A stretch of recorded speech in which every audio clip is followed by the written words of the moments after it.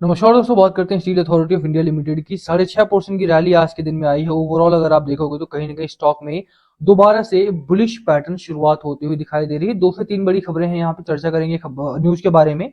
साथ में बात करेंगे टारगेट्स की भी। बिलो 100 स्टॉक आपका जा चुका था, वहां से दोबारा से अपने प्राइसेस को अटेन करता हुआ ऊपर की ओर बढ़ रहा है। कितना पैसा आपका यहाँ पर बन सकता है, कितना टारगेट लेकर के चलना है, बात करेंगे इस बारे में। चलिए स्टार्ट करते हैं इस वीडियो को। और उससे पहले अगर आप चैनल पे नए हो तो प्लीज चैनल को सब्सक्राइब कर दो, फिर बेल आइकन, ताकि आपको नोटिफिकेशन मिल सके। चलिए स्टार्ट करते हैं। फर्स्ट ऑफ ऑल बात करें steel authority of India limited की। चार्ट में आपको दिखा देता हूं। सबसे पहले आप देखेंगे तो एक टाइम पे स्टॉक आपका 130 150 के आसपास ट्रेड करता हुआ दिखाई देता था लास्ट ईयर के करीब में। अगर आप लास्ट ईयर अक्टूबर या नवंबर के करीब देखेंगे 2022 में, तो 130 के करीब भी था, इससे ऊपर भी ट्रेड कर रहा था। वहां से तेजी से गिरावट हुई और अभी अगर आप देखें तो लगातार उसी रेंज में धीरे धीरे करके बना रहा। कोई बहुत बड़ी रैली देखने को नहीं मिली, राउंडिंग बॉटम बनाया यहाँ से, और अब आप देखेंगे तो एक अच्छी खासी रैली स्टॉक में देखने को मिल रही है दोबारा से।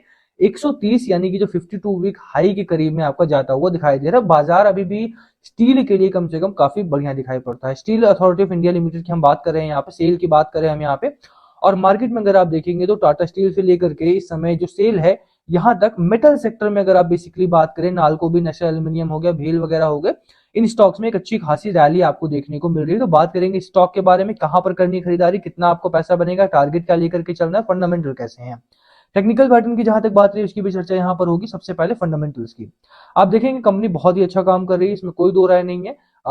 रेवेन्यू के तौर पे 29,858 करोड़ के आसपास का रेवेन्यू है। मार्जिन काफी ठीक है, क्योंकि मेटल सेक्टर में काफी ज्यादा कॉस्ट लगता है यहाँ पे, इसी वजह से मार्जिन थोड़ा सा लोअर एंड पर है। बट फिर भी कंपैरेटिवली अगर आप दूसरी कंपनी से कंपेयर करेंगे तो यहाँ पर इनका जो मार्जिन है वो काफी बढ़िया हुआ है। प्रॉफिट मेकिंग कंपनी है, ठीक ठाक प्रॉफिट बना रही है कंपनी अभी भी। अगर आप देखें तो लास्ट क्वार्टर में 1300 करोड़ के आसपास का प्रॉफिट था इनका। साथ में अगर आप देखेंगे तो क्वार्टर ऑन क्वार्टर में एक जंप भी आपको देखने को मिलता है, 212 करोड़ से 1160 करोड़ से जंप यहाँ पर है। जैसे मैंने स्टार्टिंग ऑफ द वीडियो बोला, स्टील का मार्केट इस समय थोड़ा सा हैवी हो चुका है और स्टील की डिमांड इंटरनेशनल मार्केट में बढ़ी है। और यही कारण है कि अगर आप देखेंगे तो मेटल्स में आज के दिन में और पिछले एक महीने से तेजी आपको देखने को मिल रही है। यहाँ से बुलिश पैटर्न ब्रेकआउट देखने को मिल रहा है, इसलिए यह वीडियो है। 52% एक साल में आपको तो अभी तक मिल चुका है, इससे ज्यादा जो मिलना है वो इस आने वाले 2 से 3 महीने में शॉर्ट टर्म में आपको यहाँ पर प्रॉफिट देखने को मिलेगा। जो थोड़ा सा नेगेटिव पॉइंट बहुत सारे लोग बता रहे हैं वो ये कि एफआईआई ने अपनी शेयर होल्डिंग को कम किया है, वो सितंबर क्वार्टर में कम किया। बट वहीं पे अगर आप म्यूचुअल फंड को देखोगे तो म्यूचुअल फंड ने इक्वली यहाँ पे अपनी शेयर होल्डिंग को बढ़ाया भी है। तो दोनों ही चीजें हैं यहाँ पे, दोनों ही बैलेंस आउट करती हुई दिखाई देती है। फंडामेंटली कंपनी, फाइनेंशियल्स काफी अच्छे हैं कंपनी के। कंपनी का जो शेयर होल्डिंग पैटर्न है वो काफी अच्छा है। लाइफ इंश्योरेंस की लगभग 10% के आसपास शेयर होल्डिंग इस कंपनी में भी है। तो मुझे लगता है कि ओवरऑल अगर आप देखोगे तो कहीं ना कहीं सेल का फंडामेंटल्स काफी ठीक ठाक है। बात टेक्निकल पैटर्न की रही तो मैकडी अगर आप देखेंगे तो जैसा मैंने बोला, बुलिश पैटर्न ब्रेकआउट यहाँ पर दिखा रहा है। आरएसआई की बात करें तो 79 पॉइंट्स का हो चुका है, ऑलमोस्ट आपका बुलिश में घुस चुका है, बुलिश ट्रेजेक्टरी में घुस चुका है, एंटर हो चुका है। तो बिल्कुल यहाँ पे खरीदारी आपको करने के बारे में सोचना चाहिए। यहाँ पर अगर आप देखेंगे तो कहीं ना कहीं आपको जो ब्रेकआउट पैटर्न है, एक यहाँ से 100 रुपीज के बाद भी मैंने आपको बोला था कि खरीदारी करनी है, तो यहाँ पर आपको अपना प्राइस, बाइंग प्राइस आपको 100 के करीब में रखना चाहिए। अगर आपने तब भी बाय नहीं किया तो अपने कम से कम 52 वीक हाई के करीब में पहुंच रहा है स्टॉक आपका। एक अच्छा पैटर्न है। लास्ट टाइम भी जैसे आप देखेंगे तो 110 के करीब में एक अच्छा ब्रेकआउट पैटर्न आपका बना था। अभी भी 125 के आसपास का खरीदारी अगर बाइंग प्राइस है आपका, तो आसानी से यहाँ पे आपको एक अच्छा खासा टारगेट मिल सकता है।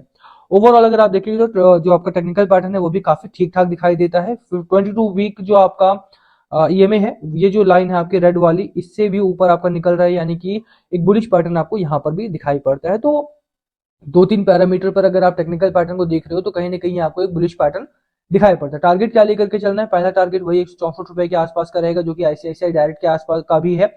और अगर आप मल्टीपल ब्रोकरेज हाउसेस का टारगेट देख रहे हैं तो इनिशी 160 और 180 के बीच में इनका टारगेट अभी भी देखने को मिल रहा है, जो शॉर्टर टर्म का टारगेट है, यानी 6 महीने से लेकर के 8 महीने 10 महीने के बीच का जो टारगेट है, 160 से 180 के बीच का टारगेट आपको देखने को मिल रहा है। मेरा टारगेट क्या रहेगा, 164 के आसपास का मेरा टारगेट यहाँ पर रहने वाला है।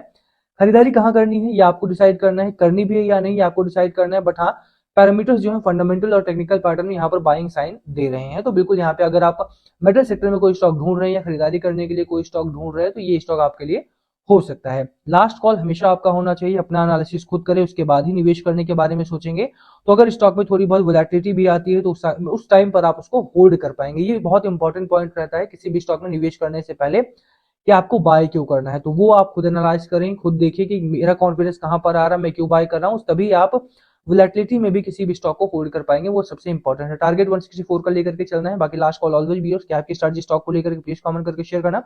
वीडियो को यहीं खत्म करते हैं। पसंद आई तो लाइक करना, चैनल पे नए हो तो सब्सक्राइब किए बिना मत जाना। Thank you for watching. Next please comment below अगर पूछना हो तो। Thank you.